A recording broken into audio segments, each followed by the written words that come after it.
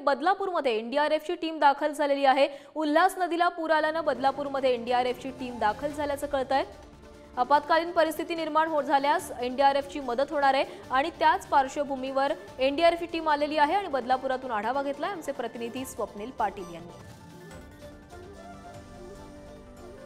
पावसामुळे बदलापूरची उल्हास नदीने धोक्याची पातळी ओलांडली आहे, त्यामुळे बदलापूर शहरामध्ये पूरस्थिती निर्माण झाली आहे। आपण आता आहे बदलापूरच्या या उल्हास नदीजवळच्या ब्रिज जवळ आणि आपण बघत असाल या ठिकाणी जे नायरा पेट्रोल पंप आहे ते पूर्णपणे पाण्यामध्ये बुडालेला आहे। तसंच त्या ठिकाणी तुम्ही बाजूला बघणार जे ब्रिज आहे बदलापूर गावाला जाणारा जो ब्रिज आहे तो देखील पूर्ण पाण्यामध्ये आहे, त्यामुळे बदलापूर गावाचा जो संपर्क आहे तो पूर्णपणे तुटलेला आहे। या ठिकाणी आपण बघत असाल एनडीआरएफची जी टीम आहे तसे अग्निशामक दल आहे, पोलीस प्रशासन हे पूर्णपणे तैनात करण्यात आले आहे। या ठिकाणी बदलापूर गावातील जे लोक आहेत नागरिक आहेत त्यांना येण्यासाठी किंवा तिथला जाण्यासाठी एनडीआरएफ टीम पूर्णपणे त्यांना मदत करत आहे।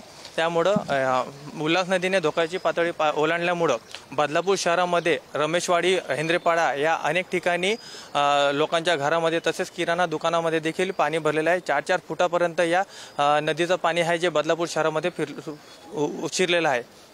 कॅमेरामन संदीप सिंग सह स्वप्नील पाटील, पुढारी न्यूज, बदलापूर।